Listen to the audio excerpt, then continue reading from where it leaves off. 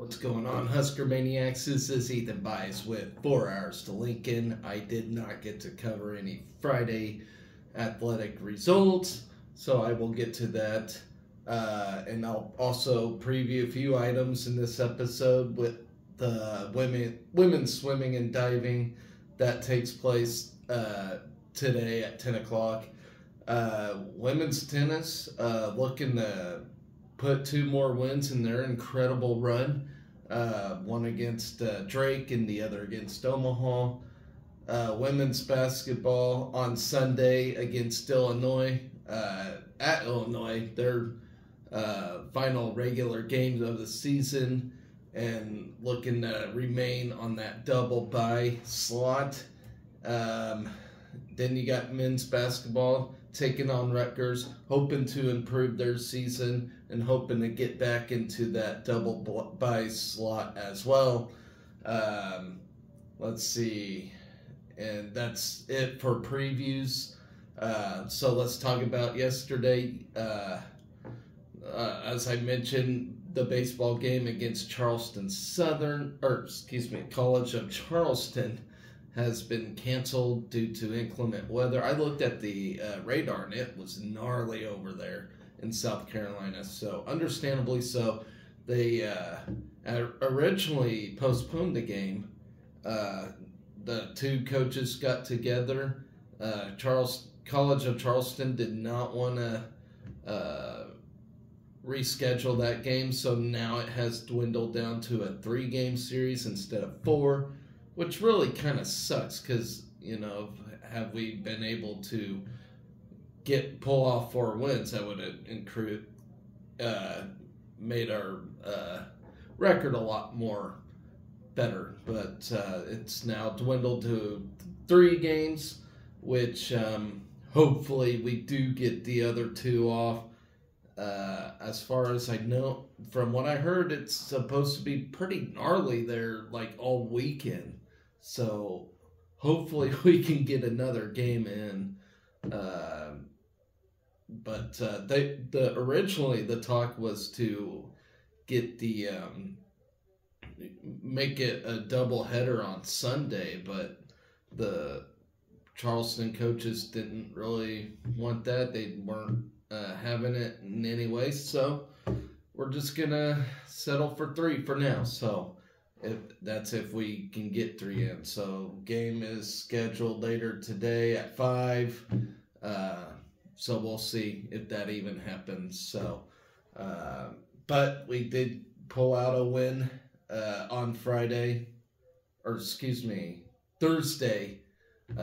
in game 1. So that helps, and that's when we pulled that 9th inning rally to get the come from behind win, which was beautifully done and much needed. I couldn't imagine had we lost that game and could not play any more games. So good win there. So if we can get another game off, that'd be great. But at least we got that one won when we needed it. That still baffles me. So moving on to another bat sport, we're talking about softball now, who has went down against WSU, the Shockers of Wichita State. And to me, it's not a shocker. I'm not shocked at all, no pun intended, in this one, because,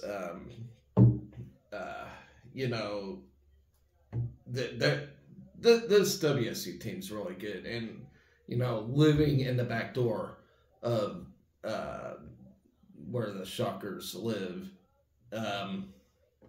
it's there's been a lot of talk about how this team's gonna make a run in the CWCS and all that. And I watched them last year, and we watched them last year. We played them, and in the tournament and regular season and everything. They got some beasts in their lineup. So let's talk about this real quick. They scored 2 batters in the bottom of the first inning Friday night, but was shut out the rest of the way in a 7-1 loss to Wichita State in the Huskers home opener at Bowling. With the loss, we fell to 8-7 on the season, while WSU improved to 8-3 against the schedule that was featured 5 games against ranked opponents. Caitlin Olinsky pitched a total of 4 innings, allowing 3 runs on 5 hits. She started and allowed 2 runs on 2 hits in her first 3 innings before re-entering the game in the 5th inning and allowing 1 run in 2/3 of an inning. Kaylin Kinney gave up 4 runs on 5 hits and 1 inning of relief. Emerson Cope pitched the final 2 innings and did not allow a run while striking out 2. Offensively, Peyton Cody was 1 for 2 with an RBI double, while Billy Andrews was 1 for 2 with a double, and she also walked and was hit by a pitch. Nebraska was had 6 hits in the game. Then Chloe Barber, the nation's strikeout leader, earned the win by allowing 1 run in 7 innings with 7 strikeouts. Nebraska jumped out to a 1-0 lead in the bottom of the first inning. Billy Andrews was hit by a pitch to begin the inning, and she promptly stole second base. Cody then brought Andrews home with an RBI double to left center. Wichita State tied the game in the top of the 4th on a triple allowed by an RBI single. Kinney came on in relief and allowed back-to-back singles. As the Shockers loaded the bases with 1 out, Wichita State then took a 2-1 lead on an RBI fielder's choice. Leading 2-1, the Shockers put the game away by scoring 5 times in the top of the 5th. The scoring started on a 2-run home run by Bailey Urban. Following back-to-back singles, Olinsky re-entered the game and gave up an RBI double to make it 6-1. A hit batter and an infield single then loaded the bases before an RBI single pushed the Shocker lead to 7-1. So Nebraska does return to action today to play WSU once again, and then number 14 Missouri in a later game. So hopefully we can get a win today. Missouri's really good. WSU's really good. This Big Red Classic features some pretty prominent teams, with Missouri and WSU. So, when we scheduled these games, we were very cocky, like I said, as we had Jordy Ball in the lineup. And now that she's out, we're scrapping. We're really having some difficulty here. But worst case scenario, it's going to get us ready for the Big Ten season. So, you know what? You can't really go wrong with that. We got a very difficult non-con schedule for sure. So we'll see how it goes. Post-game notes on this one. Yesterday's announced attendance was 2,319, the largest crowd in Bullen Stadium history. The previous record was 2,302. So you only won that by 17 people for a game against Michigan on April 9th, 2016. The actual attendance on Friday was 1,213. Which, whatever, not big different. 3 Husker hitters played in their first regular season game at Bullen Stadium. Peyton Cody, Samantha Bland, and Bella Bacon, and each player had a hit. Billy Andrews was hit by a pitch in the first inning, extending her streak to 10 consecutive games, reaching base safely. She reached base 3 times in 4 plate appearances. But Andrews doubled in the 5th to extend her hitting streak to 10 games. Andrews also has at least 1 extra base hit in 5 straight games. Bella Bacon singled in the first inning to extend her streak to 10 consecutive games, reaching base safely. Emerson Cope pitched 2 scoreless innings and tied her career high with 2 strikeouts. So that's the game. And ladies and gentlemen, that was a tough loss. doesn't mean we suck. We'll do fine. We'll do fine. So, you know, if all else fails, you know, I don't know, but it's really tough, you know, to see a sports struggle. But you know what? We're really having a good sports season altogether. So, softball, it's kind of hard to tell right now if they are even struggling because let's face it, we scheduled some off the wall, like very strong softball teams. I mean, what else can you say? When you face that strong opponent, I mean, and your star players are out, what can you do? I mean, the best thing you're doing right now is, you know, getting your, you know, not what you didn't plan on starters at this moment better. So they're, you know, gaining a lot of experience in a short amount of time. That's for sure. So, you know, it can only get a team better. That's the way I see it. You know, people will see the record and think, oh my, the sky is falling. But that's not how I see it. I see us getting better, preparing ourselves for the conference, you know. And I don't like to say Big Ten is weak, but it's weaker than most. You know, it's not like a Southern or a Western conference. You know, it's Midwestern, and Midwest teams usually get the short end of the stick on things when it comes to bad sports. That's just the reality of it. It's the weather difference and all those things. So it doesn't mean they can't make good runs in the NCAAs. It just means they have to, you know, play in the South or the West for a little while until weather gets better here. And that's to say if it even does, you know, until April, May, somewhere around there. You know, March is still pushing it. I've seen the worst ice storms in March. So, you know, it is what it is. We're playing tough teams, and we're, 8-7 now? So, I wouldn't fret on it too much. I know a lot of people, anytime we lose one game of something, you know, we play, 60-some games in baseball in a year, you know, and you'll drop a game, and, oh my gosh, you'll go on social media, which is always a big mistake, and people will, oh my gosh, this team sucks, blah, blah, blah. And I don't know. I shouldn't get on social media, and I need to tell you guys to not freak out, you know, especially early in a season.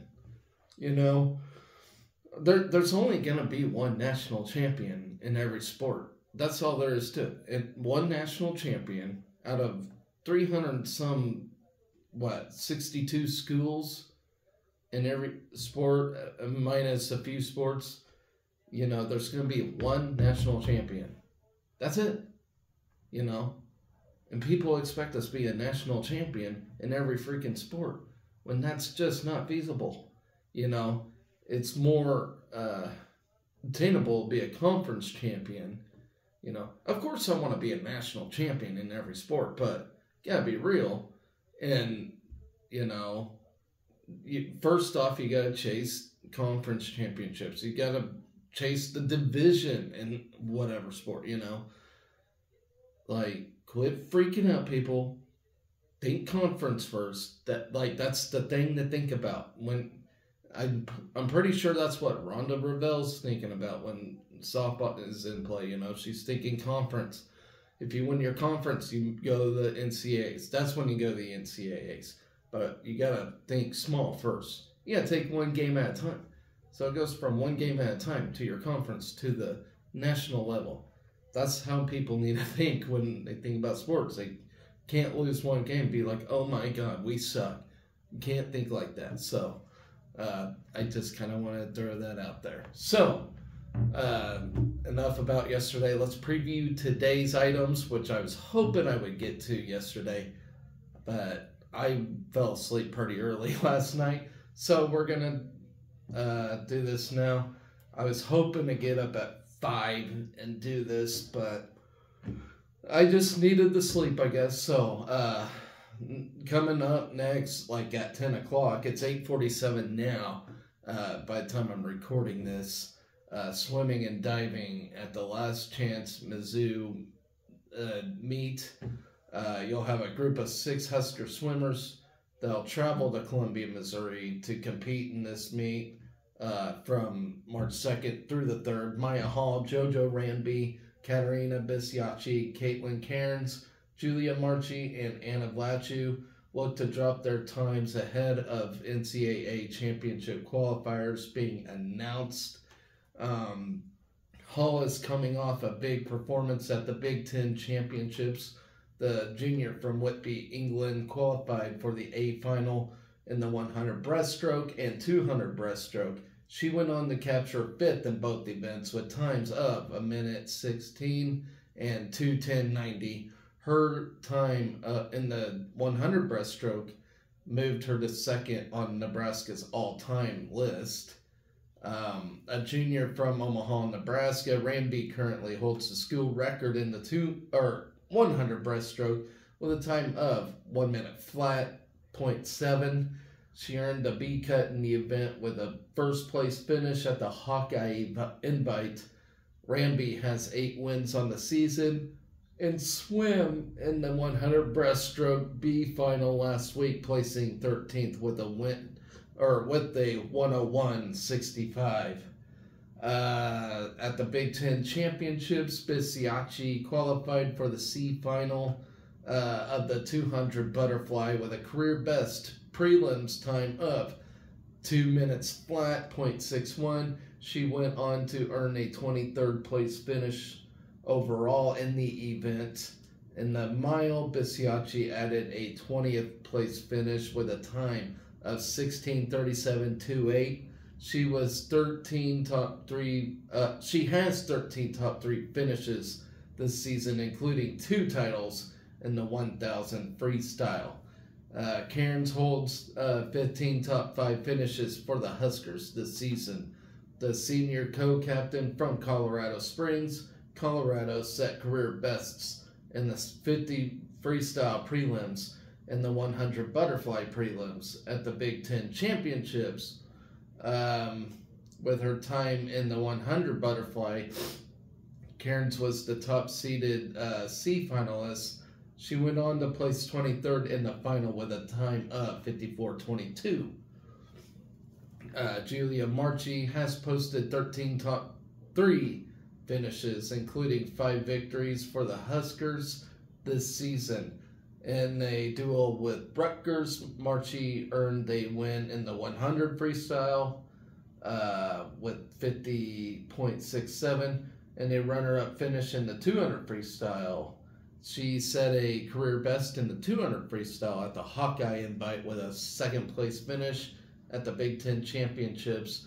Marchi's top individual finish was in the 200 freestyle, swimming a 1:51.40 to grab 36th. A freshman from Athens, Greece, Anna Vlachu, has 7 top 3 finishes this season. In a duel with Rutgers, Vlachu grabbed a 2nd place finish in the 100 butterfly and a 3rd place finish in the 100 freestyle. She made a C final appearance in the 200 butterfly, placing 21st with a 54.14, the 9th fastest time in school history. Vlachu also competed in 3 relays for the Huskers at the Big Ten Championships, helping the team to a 7th place finish in the 400 medley relay with the 3rd fastest time on the all-time list. Prelims are set for 10 a.m. on both days, with finals beginning at 5 p.m. Live results will be... Here we go with the yawning again. Live results will be available on the Meet mobile app. If you haven't downloaded that, I highly suggest so. I mean, if you follow swimming and diving at all, that's the app to have, especially if you're watching it on something like YouTube or whatever, where they don't show the freaking results or scores, or you can't even see what lane your swimmer is in, the app is perfect for that. So, moving on to women's tennis. And ladies and gentlemen, this team is not getting talked about enough. I mean, I get it.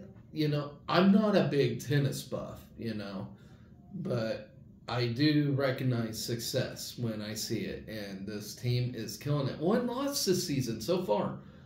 And, I don't know nothing about tennis. I don't. I really don't. I'll talk about it, but I have no clue. But I know if you're 8-1 in a sport, then you're doing pretty good. That's just my opinion. But this team's really killing it. On a 5-match win streak, the Nebraska women's tennis team looks to continue success as they host Drake on Saturday and Omaha on Sunday. So just a little about these teams. Here's a snippet of Drake here. The Bulldogs won the Missouri Valley Championship last season before falling to Iowa State in the first round of the NCAA tournament. Their season was highlighted by an 8-match winning streak. Drake is led by head coach Bronna Addison in her first season. This year, the Bulldogs have wins over Milwaukee, Milwaukee, Marquette, and Omaha. Nebraska looks to get its 10th all-time win over Drake as Nebraska leads the series 9-1. Most recently, the Huskers has faced the Bulldogs in 2019, where the Skurs won it 4-0. So now here's a little about Omaha. Omaha is coming off a loss over Creighton after winning 3 straight matches. The Mavericks consist of 1 graduate student, 3 seniors, 3 juniors, 2 sophomores, and 1 freshman. UNO's roster is led by freshman Kaylee Buckles, who is 9-4 on the season. Omaha will face their first conference match against South Dakota on Saturday before heading to Nebraska on Sunday. The Huskers are 8-0 against Omaha all time, and Nebraska last defeated the Mavericks 7-0 in 2022. So some quick notes here. Nebraska is undefeated on courts 1, 4, and 6. And individually, Maja Petrowicz, Anna Zamburik, Lucy Loy, and Raphael Lacassi are all undefeated in the spring season. The Husker duo, you have number 27, so almost in the top 25. Number 27, Anna Zamburik, and then Visa Danilchenko look to rise in the rankings after defeating South Dakota on Tuesday. They are 9-2 on the season. The Huskers have 7 straight upcoming home matches before heading to Minnesota and Wisconsin in March. And that'll be it for women's tennis. But good luck to these ladies. Hopefully we can get to 10-1. That would be insane. And I'll have to look, what's our best team we've ever had in Nebraska for men or women's tennis? I think in the men, it was in the early 90s, we had some guy actually finish as an NCAA runner-up, but I'm not sure of that. But I think that's the best finish we've ever had for men. Women, I don't know.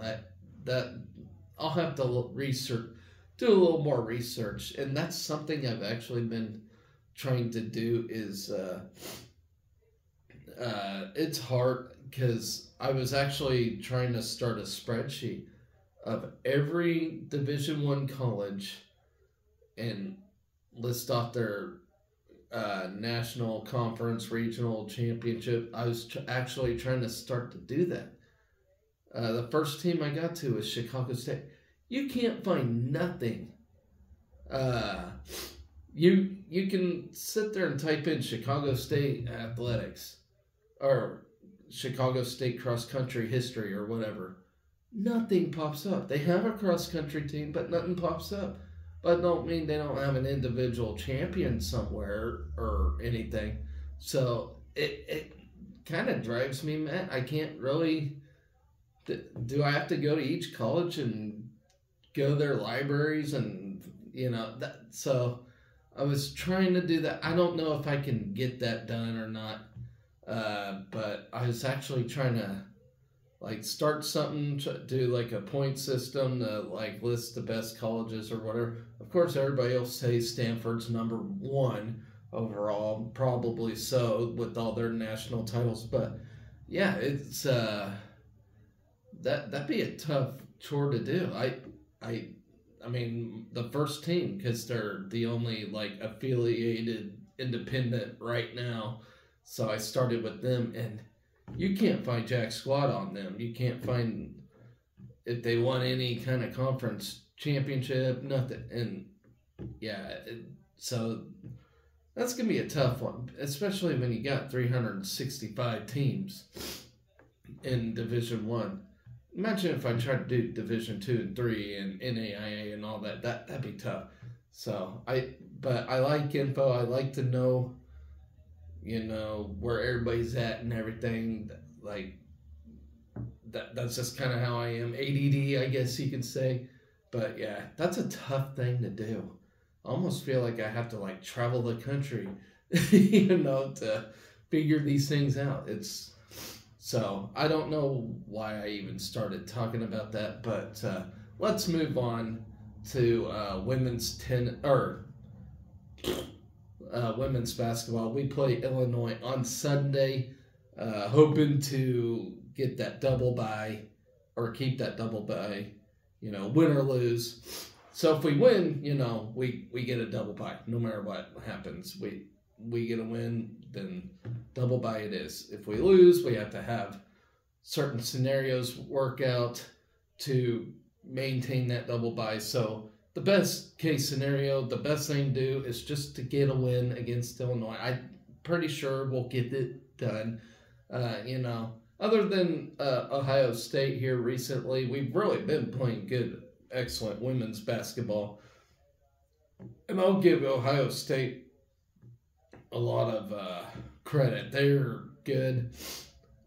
They're probably the best team in the conference at the moment. Even though Iowa's got Caitlin Clark and all that, Ohio State's freaking dangerous, and they're good. They made us look stupid, silly when we played them. Of course, we could have won that too, but Ohio State is pretty good. So let's see, we're talking tomorrow. The tip-off is at 3 o'clock.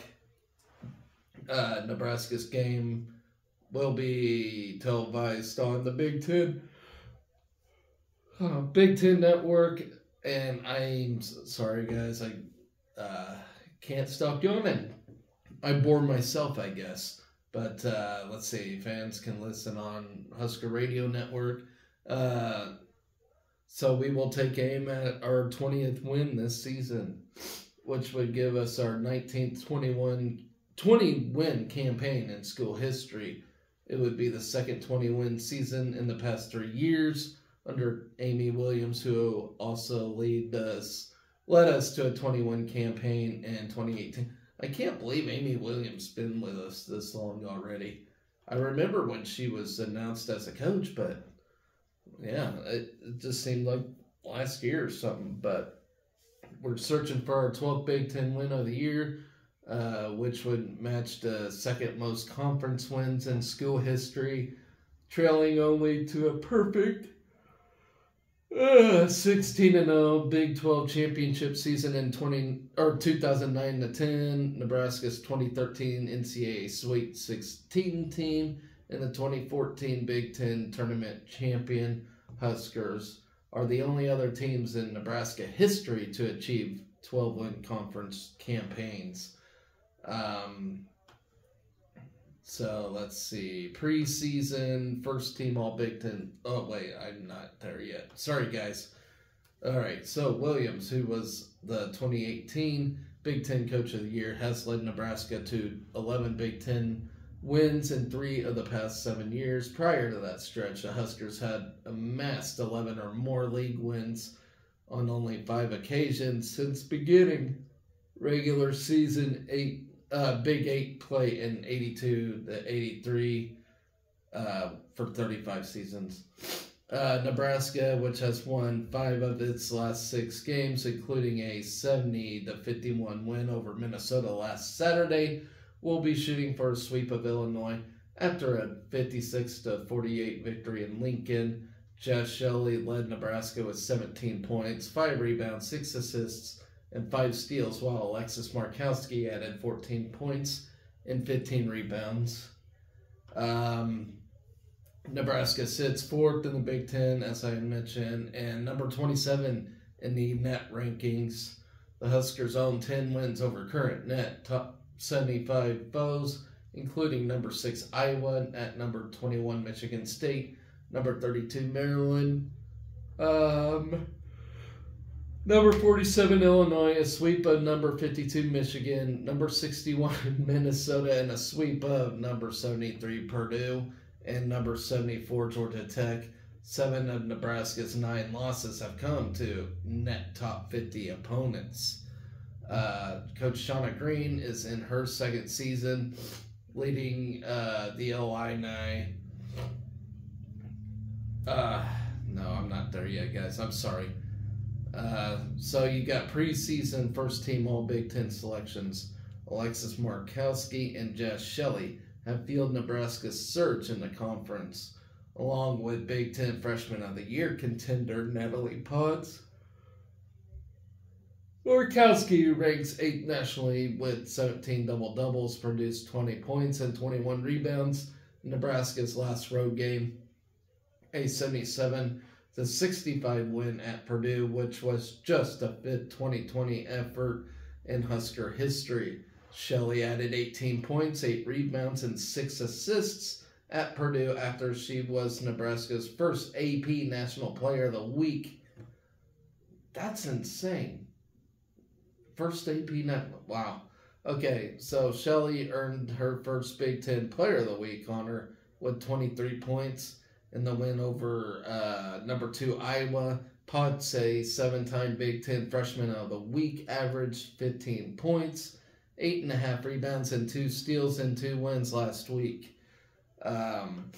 So here's a little about Illinois here. So now I can talk about Coach Shauna Green, who is in her 2nd season, leading the Illini after guiding Illinois to its first 20-win campaign 15 seasons a year ago. The Fighting Illini finished 22-10 and 11-7 in the Big Ten last season, after falling in the NCAA First Four to Mississippi State. Then you got Illinois return starters Makara Cook, Kendall Bostic, Genesis Bryant, Adalia McKenzie, and Bryn Shoup-Hill, along with the other top player off the bench, Jada Peebles from a year ago. They also added 6'3" North Carolina State transfer Camille Hobby, who's averaging 9.3 points and 4.5 rebounds this year. However, the Illini have struggled to a 13-14 record, including a 56-48 loss at Nebraska. And yes, don't let their record fool you, because it seems like teams that should be good. All right, I'm talking about like Ohio State, who beat Nebraska here recently, the men's basketball team. Teams that should be good but have struggled for some reason finally opened their can of worms against us. So you got to be ready for these kind of teams at any time. And like our men's team, we weren't. But it seems to happen to us all the freaking time in every sport. Because we just have that shit of luck. I don't know why teams always seem to want to play better when they play us, but it almost should be a compliment to us that they feel like they have to play hard against us, I guess. I don't know. But, yeah, it just sucks sometimes. It's hard to be a Husker fan, I'll tell you that. It's hard. It's not for everybody. Okay, so it's Nebraska's second straight win in the series, including a 90-57 run past then number 25 Illinois on senior day at the State Farm Center. Nebraska is 10-1 in the last 11 meetings with Illinois, including 5 straight wins in Champaign. Ladies and gentlemen, all we got to do is beat Illinois. That is all we have to do. Makara Cook, a 5'6" senior who spent last 2 seasons at Dayton, was a first-team All-Big Ten pick in 2023. After averaging 18.3 points per game, she was slowed by injury early in the season, but is averaging team bests of 15.3 points and 4 assists per game. She averaged 19 points in 2 games against Nebraska last season, but was held to just 8 points in this season's loss in Lincoln. Then you have returning second team All Big Ten players, Genesis Bryant and Kendall Bostic. They had a potent top 3 scorers for Illinois. Bryant, a transfer from North Carolina State, is the Illini's top threat from 3-point range, while adding 3.5 assists and 1.3 steals. The 5'6" Bryant is 6 for 28 from the field in 3 meetings against the Huskers, including 9 points on 3 for 15 shooting in Lincoln earlier this season. Sorry guys, I'm still battling allergies at the moment, so I'm a bit nasally. Bostic, a 6'2" senior forward, is one of the Big Ten's top rebounders, averaging a double-double. Last season, she had 11 points and 10 rebounds in a win in Lincoln before being held to 8 points in Champaign. She had 8 points and 7 rebounds in this season's loss in Lincoln. She has hit 12 of 19 shots over the last 3 games against the Huskers. Then Adelia McKenzie, a 5'10" junior, has added 11.1 points and 4.8 rebounds while joining Bostic and Bryant in the starting 5 for all 27 games this season. McKenzie scored in double digits in both meetings with Nebraska last season, but was held to just 1 point in 15 minutes in this year's loss in Lincoln. Dayton transfer Bryn Shoup-Hill was a regular in the Illinois starting 5 heading into Nebraska's first meeting this season. However, the junior forward came off the bench in Lincoln to lead Illinois with 14 points and 6 rebounds as the only Illini in double figures. She has not kept up her contributions off the bench, as her season averages have dipped to 3.3 points and 2.5 rebounds in 13.5 minutes per game. In fact, Shoup-Hill had gone scoreless in 7 straight games before getting 6 points in 5 minutes in Thursday's 87-70 loss at Michigan State. For crying out loud. Okay, the Illini trailed 56-26 at halftime. Let's see here. Why am I not able to... Okay, 5th-year guard Jada Peebles was lost for the remainder of the season with an Achilles injury at Northwestern. Peebles, who had 6 points, 3 assists, and 2 steals for the Illini in the loss in Lincoln, scored 6 big points in the Illini's win last season at Pinnacle Bank Arena before playing the full 40 minutes. I hope I'm about done with these yawns. In the full 40 minutes in last year's loss in Champaign. Let's see. Freshman Gretchen Dolan has stepped up her production in Peebles' absence, including back-to-back career-high 11-point efforts against Penn State and Indiana. In fact, since being held scoreless at Nebraska, Dolan has averaged 6.8 points and hit 11 of her 13 made three-pointers on the season. She is 11 for 31 during that stretch. As a team, Illinois is hitting 43.9% of its shots from the field, including 31% from three-point range in conference action. Illinois has hit 85% of its free throws in Big Ten play. The Illini own a minus 0.2 rebound margin, but a plus 1.6 turnover margin in conference action. So, a little about the series history. We lead the all-time series against Illinois 20-6, which is pretty damn good. Including a 56-48 win over the Illini that happened on January 11th. That was at PBA. So now we go to Champaign this year, or this time around. Okay, am I done yet? All right. Josh Shelley scored a game-high 17 points on 4 of 7 three-point shooting, while Alexis Markowski added a double-double with 14 points and 15 rebounds. Nebraska jumped to an 18-4 lead, but led just 30-29 at halftime. As Nebraska missed 14 of 15 shots to end the first half, the Huskers rebuilt the lead to 12 points with 45 seconds left in the third quarter, then went 10 minutes without a field goal. However, Nebraska allowed just one Illinois field goal in the final 5:45. In the last meeting in Champaign, Nebraska ran to a 90-57 win at then number 25 Illinois on February 22nd of 2023. Shelley led 5 Husker starters in double figures with 26 points on 6 of 11 three-point shooting, while Markowski and Matty Kroll each contributed 11 points. Nebraska hit 10 of 24 threes and connected on 59% of its shots overall, while also dominating the boards, 44-24. In 5 career games against Illinois, Shelley has averaged 21.5 points, 5.8 rebounds, 4.6 assists, and 2.2 steals while hitting 44 three-pointers. Markowski has averaged 14 points, 9.8 rebounds, and 1.6 assists in 5 games against the Illini.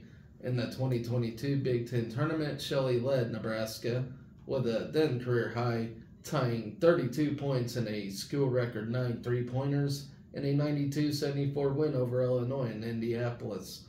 Shelley added 7 assists in a spectacular effort, hitting 11 of 16 shots from the field. Markowski added 22 points and 9 rebounds in Coach Nancy Fahey's last game, leading the Illini. Shelley has averaged 23.5 points, 5.5 rebounds, and 4 assists on 11 of 24 three-point shooting in 2 career games in Champaign. Nebraska is 17-4 against Illinois as Big Ten Conference foes.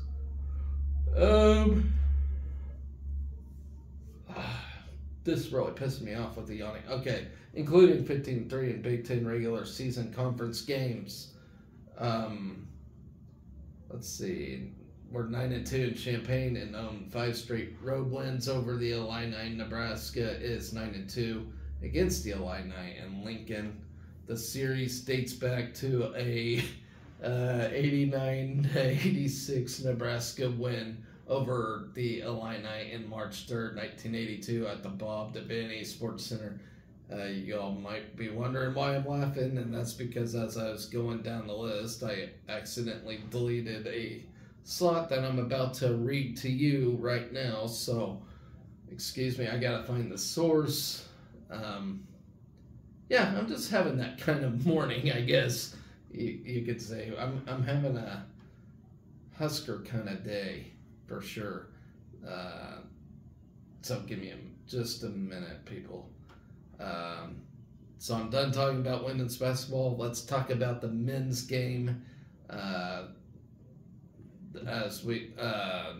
Men's hoop takes on Rutgers, is what I was trying to say, on Sunday.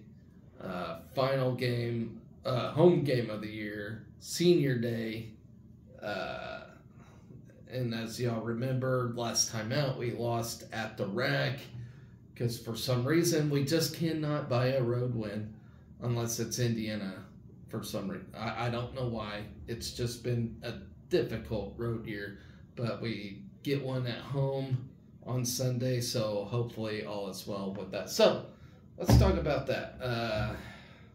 We're looking to set a school record for home wins in a season, which is tomorrow. We host Rutgers and tip off at 5:30. Sunday's game is senior night, as Nebraska will honor seniors Jared Coleman, Josiah Alec, and Keisei Tamanaga, as well as C.J. Welcher, who received his degree from Nebraska in December, and we're hoping we get him back. Fans should be in their seats by 5 p.m. for senior night ceremonies. The senior class have helped Nebraska to its first 21 season under Fred Hoiberg at Nebraska, and the school's first Big Ten mark since 2017-18. So with a win on Sunday, the Huskers can cap a perfect home conference slate at PBA for the first time since 2017-2018. The 17 home wins match a program record. Nebraska can break the match with a win on Sunday.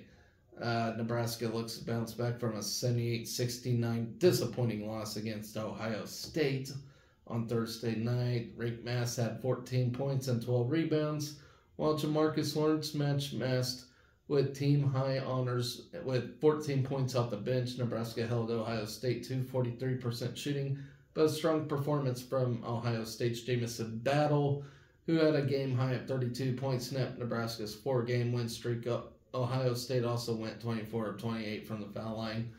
The Huskers enter the weekend in 5th place in the conference standings with 10-8 mark, a half game behind both Wisconsin, as the top 4 teams get double byes at the Big Ten tournament later this month. Rutgers comes off its most complete effort of the season with an 82-52 win over Michigan on Thursday evening.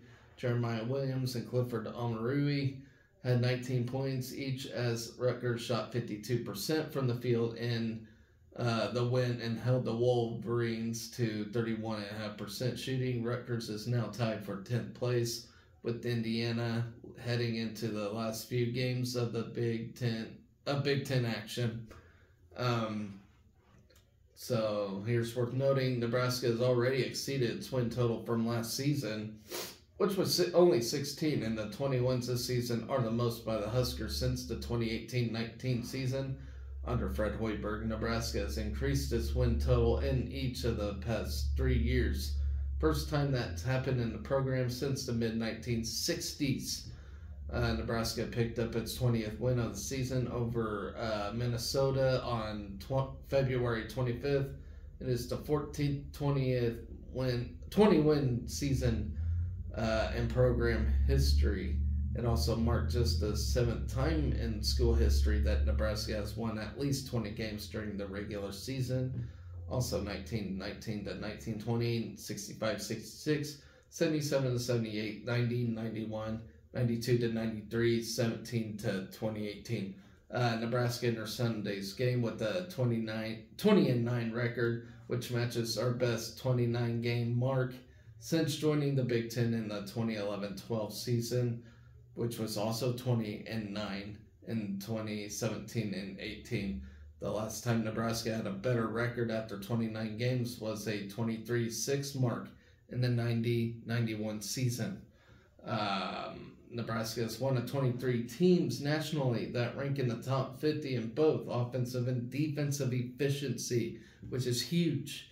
In KenPom as of March 1st, Nebraska is one of 3 Big Ten teams in the top 50 of both joining Purdue and Michigan State. The Huskers are 17-1 at PBA, which matches single-season record for home wins in a season. Also in 82 and 83, 07 to 08, and 2010 to 2011. A win on Sunday against Rutgers would give us our best home winning percentage since 1965 and 66, and a perfect conference home record for just the 10th time in school history and 3rd time since World War II. Which is just crazy. All of the other seasons with a perfect conference record were between 1908 and 1921. So, yeah, guys, like, we, in our lifetimes, we hardly even see this. So, enjoy it for sure. Nebraska goes for its 11th Big Ten win of the season on Sunday, as 13 seasons with at least 10 conference wins, including 2023 to 24. This is the first time Nebraska has finished 500 or better in Big Ten play for the first time since the 2017-18 season, and third time since joining the conference in 2011-2012. The 2023-24 season marks just the fourth time in school history that both Husker men and women have won 10 or more games, as the Husker women are 11-6, heading into Sunday's regular season finale at Illinois. The others took place in 2017 to 2018, 2013 to 14, and 97-98. And that was when we were in the Big 12. Keep losing my spot. We enter the Rutgers game averaging 76.8 points per game to rank fourth in the Big Ten in scoring offense as of March 1st is an increase of more than 8 points per game from last year, and Nebraska's highest scoring average since 95-96. Nebraska has climbed from 149th to 48th nationally in offensive efficiency in KenPom as of March 1st. Nebraska's highest average since joining the Big Ten is 73.3 points per game in 2011-12, or 2021-2022. Sorry. We lead the Big Ten in ranks 24th nationally with 9.4 three-pointers per game as of March 1st. The Huskers broke the single-season record for three-pointers in a season at Ohio State and now have 274 three-pointers. The previous mark was 270, which was set in 36 games in 2018-2019. Nebraska has already broken several losing streaks this season, and I already got to those several times throughout the series. So I will, that's actually some facts to know. So about Rutgers real quick, they come into Sunday's game with a 15-13 record following the win over Michigan. The Scarlet Knights are tied with Indiana for 10th in the Big Ten race before this two-game road swing.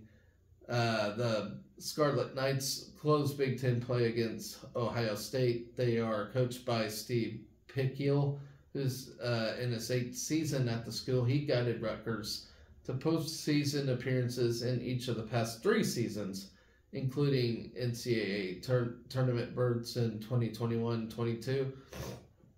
Prior to 2021, Rutgers had not been to the NCAA tournament since 1991, and I have a feeling they will not make it this year, being 15-13 overall. I just don't see it happening, but of course if it does happen, that means we have to go. Yeah, that's all I can say about that. The Scarlet Knights return a pair of starters and 9 letter winners from a team that won 19 games last season. Jeremiah Williams, who was cleared to play in late January, leads Rutgers with 12.9 points per game and 3.5 assists in 8 games. He is one of 3 double-figure scorers for the Scarlet Knights. All Big Ten performer Clifford Omaruri is one of the conference's top big men, as he averages 11 points and 8 rebounds and 3 blocked shots per game. Andre Hyatt chips in 11 points per game and has hit a team high of 45 three-pointers, while Mawet Mag is at 9.1 points per game. Rutgers is one of the Big Ten's best defensive clubs, ranking in the top 2 in points per game allowed, field goal percentage, defense, blocked shots, and steals. So just a little snippet at the series history.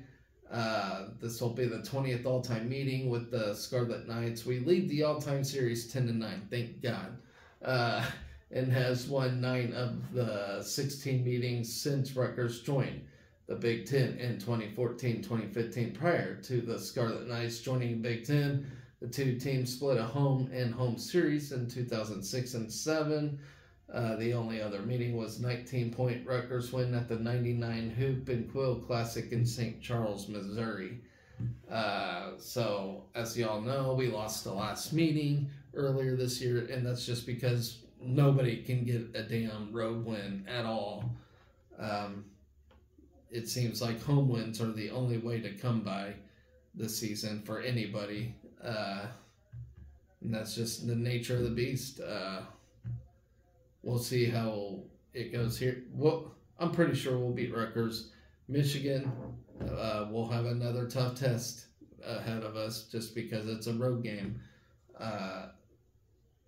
But we should be able to get it done. And, hopefully we get that double bye. We need that double bye. That would be absolutely terrific. Of course, we blew our shot when we lost to Ohio State on Thursday. Yeah, I know. I get it. It's raining cats and dogs and whatnot. But hopefully we just take care of business. We just win these 2 games. Hope for a Wisconsin loss somewhere. I don't know. I didn't really look at Wisconsin's schedule. Hopefully they got a road game somewhere. But I don't know. Being our luck, I don't know. We got, 2 games left? I'm not sure. I think it's 2 games left, but yeah, we got these games left. And like I said, since that, Michigan game, I said we're going to have a 6-1 record. So far, it's true. We only lost 1 game in that stretch and 2 left. So, I'm smart. Just joking, y'all. But anyway, so that's about it for basketball. Other things going on today. You got baseball, hopefully with that matchup against College of Charleston. Softball, playing a doubleheader against Wichita State and Missouri. 2 very difficult teams that we just had to schedule because we have Geordie ball. Beach volleyball, I forgot to mention, are in play right now. They're actually up against North Alabama. So I will talk about the results for beach volleyball. I don't really get much info before a beach volleyball game. But all in all, beach volleyball is basically just extended practice for the regular court volleyball team in the fall. Which is great. They're still competitive, but for one, they compete as an independent, and for another, they don't really chase like national championships or anything. They just play an exhibition schedule, and that's it, and that's their season. So it's basically all just exhibition. It's just extended practice. Help get the volleyball team better, which is completely fine. Some schools actually compete as its primary sport, but we compete as an independent and on an exhibition schedule. This week we're in the Tiger Classic, which there's a lot of games being played in that thing. You got North Alabama, LSU, Texas A&M, Central Arkansas, Houston Christian. So we got all them teams to play in this thing. So we're playing 3 of them today. So good luck to the beach volleyball team. So I'll have to check them out as soon as I sign off of here. So sorry guys, I know I've been yawning. I've been all these things in the show today. I'm not sick of y'all, I promise. I'm not tired. I just yawn for some freaking reason in the mornings, but yeah, I feel weird today. But thank you all for watching. Please remember to hit that subscribe button. Help keep this show rolling along. I know they're long shows, but they kind of have to be when I talk about all Husker athletics. So, there's always the skip option, and whatnot. I don't know if I need to see if I can break the shows down to where you can skip to the sports, so you don't have to sit there and listen to tennis if you don't want to. So there's still things I got to do to figure this show out, but I am working on it. So with all that, guys, thank you for watching. Thanks for subscribing, liking my show, comment, all those things. So always remember to be excellent to each other. Go Big Red.